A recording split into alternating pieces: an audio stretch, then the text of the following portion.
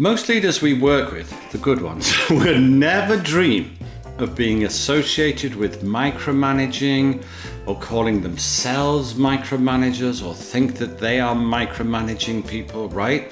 And yet, sometimes they are. Despite what they say, it's exactly how they behave. Ouch.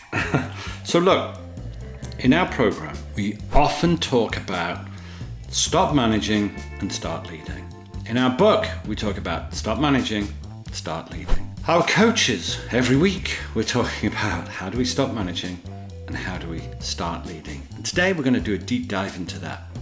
Here's another thing that we sometimes see. We see our leaders checking in so often that it borders on surveillance, right? Like CIA type stuff. Or they are approving what others are perfectly capable of owning. They are deep diving, not even dipping into, but deep diving into the details whilst, the strategy, well, that sits somewhere untouched higher up the mountain, right? They're attending meetings just to stay in the loop, you understand, right? They're reviewing work that just didn't need reviewing. Okay, you get the idea. Now, the more time that you spend managing the minutiae, not easy to say, the more time that you spend managing the minutiae, the less capacity, the less availability, the less bandwidth that you have to leave for leadership. It's obvious when you think about it. So whilst ever you're stuck in the weed, the strategic part of the work, which is your job, gets, I don't want to say sidelined, kind of abandoned. Now, that's where the principle that I want to talk to you about today really comes in. It's the principle of management by exception. And it's really, really, really important. I learned this 25 years ago. I've been applying it and teaching it and training it and coaching it ever since, and it's phenomenally powerful. Now, it's going to seem like one of those simple, not easy principles, right? But actually, it's quite deceptively simple and it's easy, right? So it's like a double win. So there's really no excuse to not try and start to apply what we talk about as quickly as today. So it's a deceptively simple but powerful principle that actually restores your attention to where it and you add the most value. So that's what I'm promising today. Let's see if we can get there. So I'm Antonio Garrido and I'm going to be your leadership coach right now. So over the next 30 minutes, I'm going to show you exactly how to put the principle of management by exception to work for you and your team, and your people and your business. And it's a real critical leadership shift that transforms how you spend your time, and it helps you straight away to stop managing and start leading.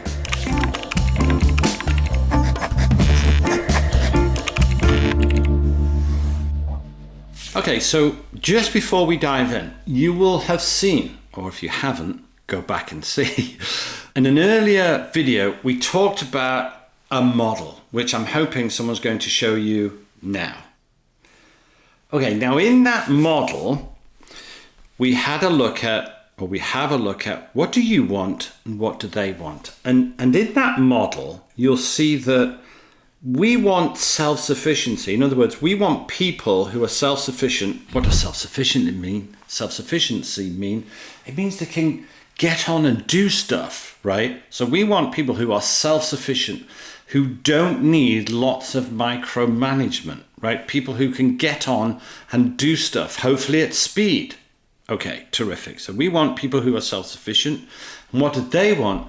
They want to feel autonomous. They want to feel like they can make decisions and get on with things. So if we want self-sufficiency and they want autonomy, it's the same thing. It's two different sides of the same coin.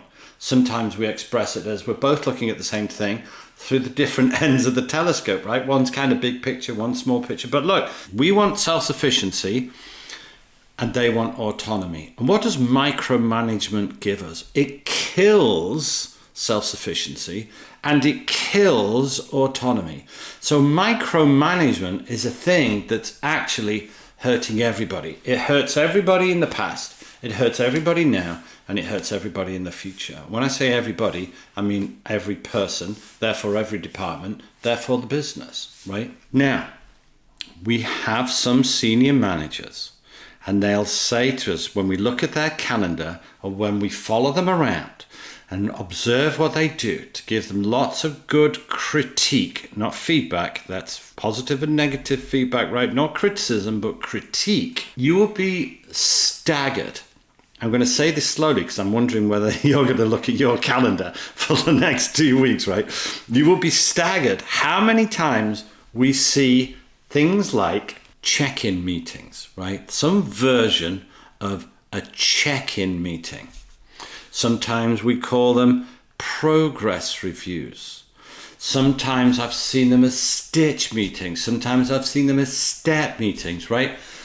If basically it's a where are you up to and what's next meeting, then you're managing things wrong. You're doing things wrong. If you need lots of those, I don't know how to tell you other than you're just doing it wrong. There is a much better way, a much more important way. Because whilst ever we have all of these check-in meetings, whilst ever we have all of these progress meetings, sit down for this, you're managing, you're not leading. Now, some of you are resisting right now and you're saying, well, maybe some of those lead on to a coaching moment. Great, go have a coaching session. That's leading, I'll give it you. But micromanaging, close hold meetings. I mean, I've just been a bit sick in my mouth, right? Have you seen those in someone's calendar? I have. I mean, talk about an insult, right? Basically what that is doing, what you are doing, if your calendar is full of those things, and maybe yours isn't, go down one, have a look at their calendars. Go down another level, have a look at their calendars, right? There may come a time where micromanaging drifts away and then your lead. We want as many leaders as possible. It's one of our 5 key things, leadership development, right? We want as many leaders in the organization as possible so things can get done. We can move off the tactics, move towards the strategy, move towards, we've got another model, another video that we've recorded, which is about stop being task focused and reactive. We need to start being proactive and people focused. That's what leading looks like. Okay. But if the manager is or the leader is so involved in hands-on and has to be involved in every decision and has to oversee and just to check and I'm taking their temperature, right? You're not. These are all euphemisms. I wish I'd had the foresight to look in a thesaurus for what all of the nice euphemisms for micromanagement are, right? Maybe someone will do that, right? Maybe put it in the comments for us. Whatever all of those words are, if you find yourself saying any of those kind of things, nice soft euphemisms for I'm just checking in and I don't trust my people, then that's slowing you down. Okay, what happens then is you're drowning in the tactics and the strategies just left to drift. And that's not what leaders get paid for, right? You know that and I know that, we all know that.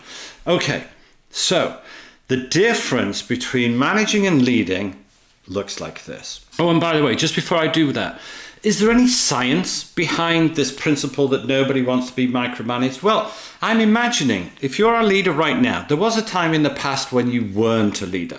And some of you had some great managers, some great bosses, but some of you had some dreadful ones. And for those of the ones that had dreadful ones, I am going to bet that micromanagement was on top of the list that made them a terrible boss and the thing that you hated most about working for them, right? So you don't really need to know what the science behind, why nobody wants to be micromanaged. You kind of know what it is, but I'll tell you anyway, for those of you that need that kind of detail. Okay, so there is something called self-determination theory. You know what that is. It basically means that, well, There's some research done by Ryan and Deci, that's D-E-C-I, Deci. Ryan and Deci, this is the gold standard in motivational science.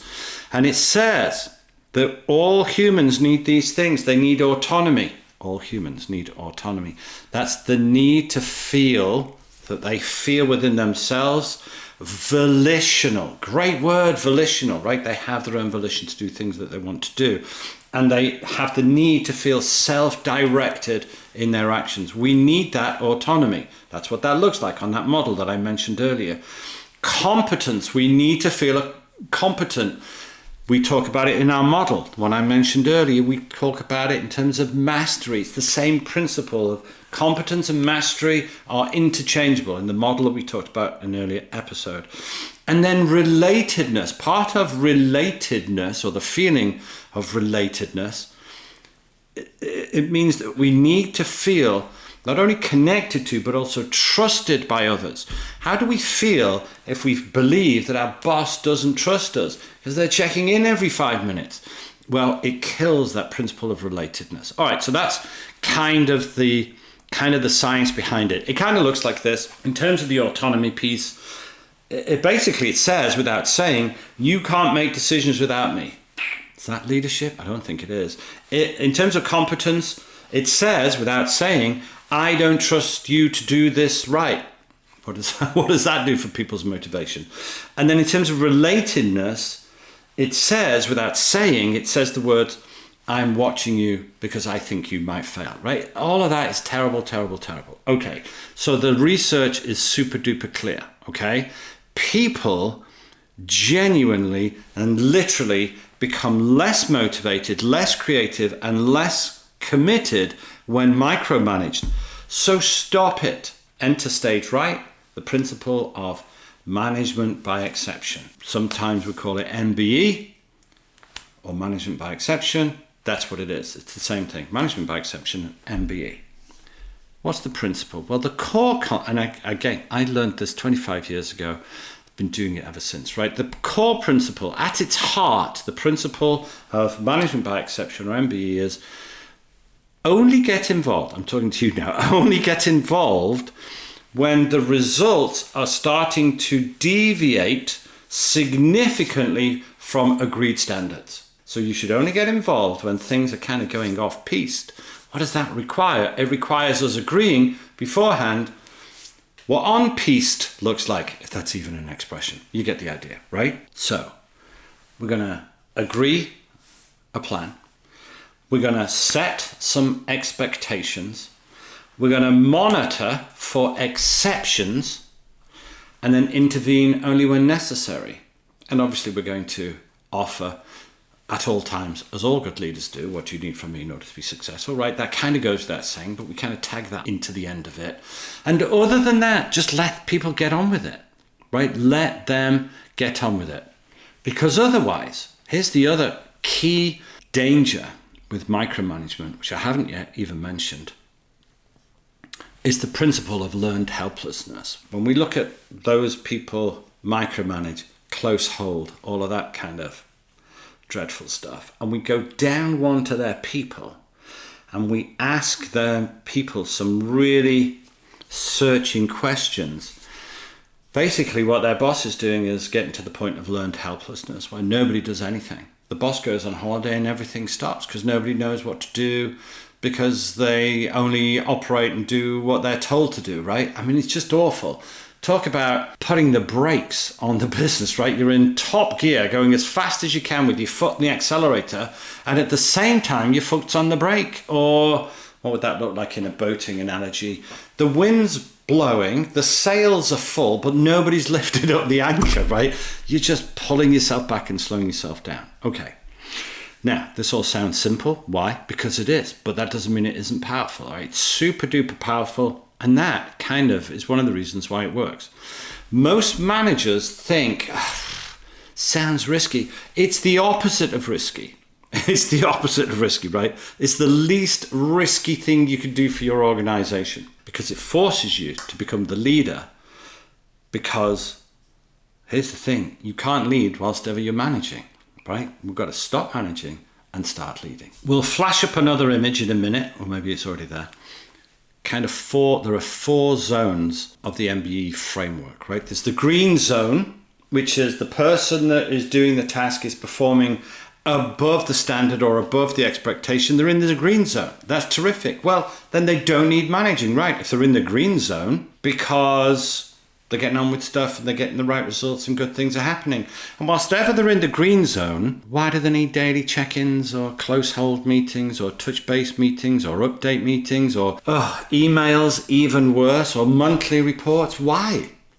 If they're in the green zone, let them get on with it and do it. Probably do it better than you do anyway. Now, there's the yellow zone, which is the performing within a range but close to that range. They're not above the range, but they're in that bracket. Yellow zone, okay. Leave them alone. That's autonomy in action. So in the green zone, leave them. In the yellow zone, leave them. And it's so good for your time as well. Whilst ever now we're not managing them, all of that free time, what we're going to do with it? Let's get coaching them. That's brilliant use of time. Time, resource, effort, energy, right? People, great. So in the green zone, leave them alone. In the yellow zone, normal zone, don't interfere if you don't have to.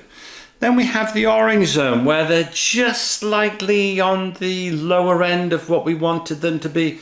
That requires a conversation, right? In the orange zone. Now, if anything is in the red zone where the results are significantly lower than the standard or expectation, of course, that does require your full engagement. So I'm not saying you can't get fully involved, but you should only get fully involved when things have gone off piste, right? So we've got the green zone, leave them alone. The orange zone, leave them alone just with those regular check-in, those agreed check-in times, very short, long intervals between them. Then we've kind of got the orange zone where you should be consulted, right? Talk about how that, what triggers that in a minute. And then we've got the red zone where things are seriously off piste. Yeah, you seriously need to get involved. So it's not saying that you're not ever going to get involved. It just means you're going to get involved when you need to get involved and not when you don't need to get involved. Okay, cool. So now, traditional managers, if there is such a thing, they spend, let's say, 80% of their time in that green zone and yellow zone where there's no need, right? Why waste your time? Most of the leaders we talk to, they don't have that kind of time to waste. So stop doing it. Take yourself out of those green and orange zones where you can do much more use. Green and yellow zones where you can do much more use, or you can be of much more use in the orange and red zones. Okay, leaders who use the management by exception, they'll really spend their time in those red zones, and that's where you should be spending your time. Not in the green or the yellow, tiny bit in the orange, and obviously in the red, of course. Because you're not doing any of that other stuff, it now means that your time is really well focused. So now you're not managing the routine, the day in, the day out, right? But you're doing that really, really important course correction. Course correction is great. We love course correction here at My Daily Leadership, right? Every plan, I can't remember who it was that said no plan survives first contact with the enemy. I know it was Mike Tyson that said, it's amazing how a plan gets out the window when you get punched in the face, but the principle is the same. We set up a plan and we should expect that there's going to be some course correction. Every pilot does when they're flying from one place to the next, so why shouldn't we? Okay, so good. Now, what's happening in the green zone and the yellow zone, whilst ever you're not sticking your nose in where it's not required, right? What's happening to the people that are operating in those zones? Give you a second to think about that. Let's think about that. Are they feeling autonomous? Yeah. Are they being micromanaged? No. Are we teaching learned helplessness? No. Are we teaching them to grow and develop and improve? Yeah. I mean, there's no downside. Certainly check in with them. How are you today, Frank? Tell me what's the best thing that's happened to you this week, Frank? What's the worst thing that's happened to you this week, Frank? Hey, Frank, what do you need from me in order to be successful this week? I'm not saying we don't do those things. We're just not micromanaging all of the projects, all of the tasks that they're working on. Okay, now, what happens now? Autonomy is restored. That's terrific. People are making better and quicker decisions. They're not going to wait for you. Competency gets developed. That's brilliant because that's what we want and builds that mastery. Relatedness, that gets strengthened because you're building trust in them and them in you. And the research for all of this is unequivocal, right? Have a look at the stuff we mentioned earlier. All of this stuff is very well researched. It's very powerful. Nobody does it. Why do I like this so much? Why do we like it so much? Because as most of the things that we talk about, it's a force multiplier, right? Why? Because it's a motivation multiplier. And if it's a motivation multiplier, it's a force multiplier. And that means that now you're getting so much more from so fewer resources. Okay. What changes shift? And I'm going to show you how to do it in a minute. I'm going to give you the actual kind of, as my wife says, she's from Yorkshire, I'm going to give you the thread through the needle, right? But basically, here's what happens. Energy shift, your calendar opens up to do much more strategic work, right? Much more important work, coaching, for example, as I mentioned. The individual confidence grows, team confidence grows. People start solving problems before waiting for you, before calling you. Terrific. What happens to decision speed? Think that goes up or goes down? It goes up because there are more of them than you. And if they're all waiting for you to make a decision, right, things are moving quite fast sometimes at work. Well, they are in my work. They are in my business, right? So decision speed goes up. What else happens? Innovation increases. Love that. Stress comes down. Love that. Performance improves. That's what you get paid for. And leadership emerges. Terrific. Okay. So what does it look like? You have a meeting with Fred. You and Fred agree what needs to be done. You and Fred then agree, well, what would good look like for this? You would define some kind of result. How would you measure that result? How would you measure the inputs? How would you measure the outputs? What are the key, most important things? KPIs, key performance indicators, the few most important. We've agreed what needs to be done. We've defined what good looks like. We've decided what some of those KPIs would look like, key performance indicators. We know how to find that data, find that information, right? And we've agreed that good would look like, whatever the project is, this number goes from here to here by then, right? You know what that looks like. So we've defined what good looks like.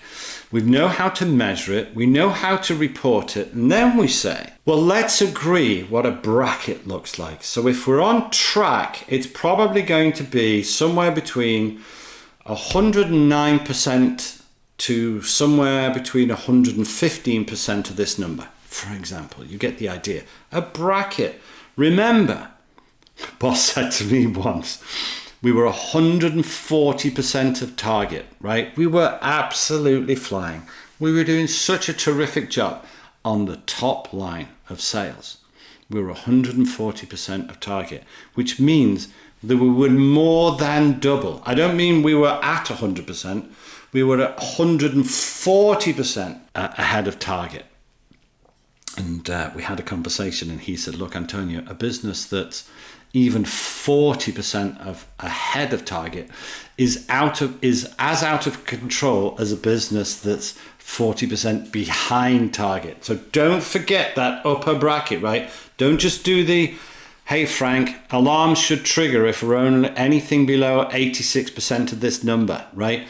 Don't just have him trigger that alarm, have him trigger the alarm on the other side as well, right? Where anything between 89 to 112%, for example, anything within that bracket, have at it, right? Just go do your thing. As soon as we're outside that bracket, that should trigger an exception report.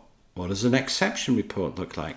It means that if I don't hear from you, I know that at any particular point in time, you're within 89 to 112% of the target, whatever that looks like, right? And any time it falls out this way low or out that way high, come find me, right? And then we'll talk about it. And then you'll help Frank. Is it Frank? George? I can't remember. Course correct. And then if you resist the urge to check in, if you haven't heard from them, you have to trust them enough that if it's within that bracket, why do you need to check in with them? If it's outside that bracket, and of course you can check in, how's it going? That's fine. If you're outside that bracket, Frank needs to come to you. You need to give him the authority to measure that, check it, course correct it as he needs to, and as soon as it goes outside those agreed parameters, what those performance or even behavior expectations look like. So it might not even just be the result, like sales, for example. It could be an activity. 20 cold calls a day. Anything more than 18 and more than 25, come find me. It could be as simple as that. You get the idea. Okay, so resist the urge to check in. If you haven't heard from them, it's because they're within that bracket and everybody's fine. You're not micromanaging and they feel autonomous, right? You tell them, whenever it falls beyond these, come find me. I'm not going to come find you. Then you're going to agree a review. When shall we review this, Frank? And I'm pretty sure Frank's not going to say the day after tomorrow. I'm pretty sure Frank's going to say, well, 2 weeks or 3 weeks or 4 months or whatever it is, whatever is reasonable for whatever the objective is, right? Agree that review point. And that review point's not every 5 minutes, guys. If it's within the brackets, the review point doesn't have to be that close interval control BS, which is just a nice euphemism for micromanagement, right? Perfect. Document all of this, say what you need from me, and let them get on with it. And that's what management by exception looks like. Give you a little bit more, but I just want to have a super quick break. I want to introduce you to a tool that we've created for leaders who expect maybe more of themselves and those around them. It's called the Leadership Insights Scorecard. What does it do? Well, it scores how good you are at insight, right? If you're going to be better, if you want to be better, you need to know what you need to get better at. Self-evident. That's what the My Leadership Insight Scorecard is all about. You answer some real simple but not easy, kind of insightful, tricky questions, right? And straight away, you'll get a personalized leadership scorecard and you'll get some insights that you can action immediately across 5 key categories: people development, company development, self-development, strategy development, and leadership development. Figure those 5 things out and you've kind of got most things figured out, right? To answer these questions, take you, I don't know, maybe 5 minutes. Don't let 5 minutes stand in the way of the whole of the rest of your future, right? Takes 5 minutes and you will receive a personalized breakdown of your strengths, hurrah, build on those, and your blind spots. What are they? You don't know, right? And well, you will after you've done this, and you'll gain access to a free guide designed to support your development in the area where you need it most. And if it's in blind spots, you don't even know. So, leadership development starts with who? It starts with you. You're the leader. Go to it. And before we get back to it, if you've found what we've talked about so far, management by exception, MBE, in the least bit vaguely useful, or better yet, rather good, we hope, do us a kindness. Please hit follow, like, comment, share, all of that good stuff too. Help more thoughtful leaders like you find us. That's all we're trying to do, right? So we do this for free. Please repay the compliment by saying something nice about us. Okay, back to the good stuff, right? Back to management by exception. So when we explain all of this to our clients, we sometimes, aka often, we get some resistance. Okay, the more micromanagey they are, the more resistance that we tend to get. So what do we hear? We hear, but how do I know what's happening? I need to know what's happening. I get paid for knowing what's happening. I have to report what's happening up to my, right? All of that kind of nonsense. And you will, whenever it matters. The red zone stuff, right? The red zone stuff is the stuff that you need to know about. Maybe some of the orange, but not much, right? What if they make a mistake? We sometimes hear. Well, they are making mistakes. That's how they learn. You have to accept that they make mistakes. And so long as they learn from them, then good. Then we get better all of the time. There are another video that we did. There are right wrongs and there are wrong wrongs. These are right wrongs where they make a mistake and learn and get better. His wrong wrongs where you micromanage them all of the time and think for them and learned helplessness. That's the wrong kind of wrong. You're not paid to do that. You're paid to do the right kind of wrong and let your people do the right kind of wrong. Okay? My boss expects me to be on top of everything. We hear that sometimes. Well, I'd rather you show them better results. And so long as you're showing good results, your boss will be fine. They'll be happy. Trust me, okay? Better performance with less oversight. Who doesn't need that in their life? I'm sure you do. I don't want to seem disconnected from my people. We're not asking you to disconnect from your people. We're asking you to not micromanage them. Connect with them, but just in a different way. Coach them, for heaven's sake. Then they'll feel super connected. Okay, good. It feels like I'm not doing my job properly. This is your job.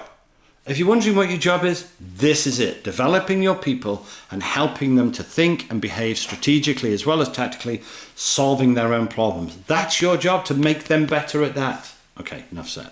Now, as ever, these things have ripple effects, positive ripple effects. When you model MBE down one, guess what they do?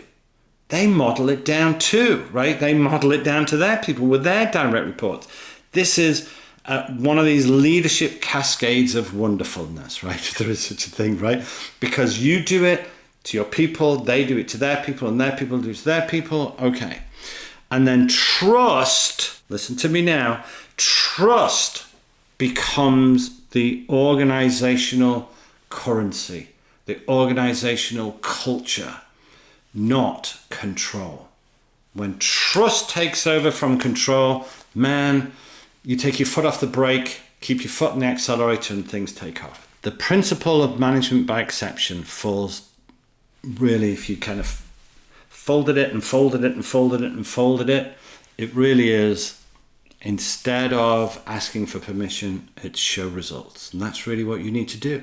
Don't delegate actions, delegate results. We talk about that all of the time. The last thing, when you do this, when you do MBE and they do MBE and they do MBE and they do MBE, do you think your organization becomes more agile or less agile? More responsive or less responsive, right? More able to solve problems or less able? More creative or less creative? I mean, just think about those stuff. Think about what MBE allows your organization to do. Think about this whilst you're on that. What percentage of your time right now is spent on oversight versus strategic work? You get paid for more strategy than oversight. That's your job. How many decisions are your team making now, important decisions, without consulting you? If you say none, that's wrong. That isn't good. That's not you doing your job, okay? Are people bringing you problems or solutions? They should be bringing you solutions. What do you think, boss? We could do this, we could do that. What do you think? Well, what are we trying to achieve? This. Okay, well, what do you think? This one. What makes you say that? These reasons. Go do it. Let's see. Because you know what, boss? They might be right and you might be wrong. Is that even possible? It is. It is. Okay. So, management by exception isn't being hands off. It's actually being hands-on where it matters, not all over the place. You don't need your finger in every pie. You've only got 10 fingers. If you've got 20 pies, you've got a problem. The science is clear. Autonomy drives motivation. We want people who are motivated. Why? Because then they do more stuff. And if they're doing good stuff, good stuff. All right, last thing. When you stop managing everything, you start leading the things that count. And how do you do that? You do that with management by exception. Your team don't want a supervisor. You don't want a supervisor, so why do they? Your team doesn't want a supervisor. They want a leader who trusts them. You want a leader who trusts you, and so do they. MBE doesn't make you less involved. It makes you more involved at the point that it's important, at those points where there is some heat, some roadblock, some problem. That's where you should be applying your attention. I think that's all I have to say. So a big thank you, I guess, for being here. If you've got to this point today, I do appreciate it. I hope that was useful. Even if it's, just one idea, something that you can apply today, well, then do it apply today. Remember, if you can improve things by 1% every day consistently over time, a year from now, 6 months from now, you'll be significantly better, your people will be significantly better, and your company will be significantly better. There's immense power in marginal gains. I've said it, I'll say it again. Please like, please follow, please subscribe, please comment, then you won't miss out on future episodes. I'm Antonio Garrido from My Daily Leadership. Thanks for tuning in. Until next time, by wisdom and effort, see you soon.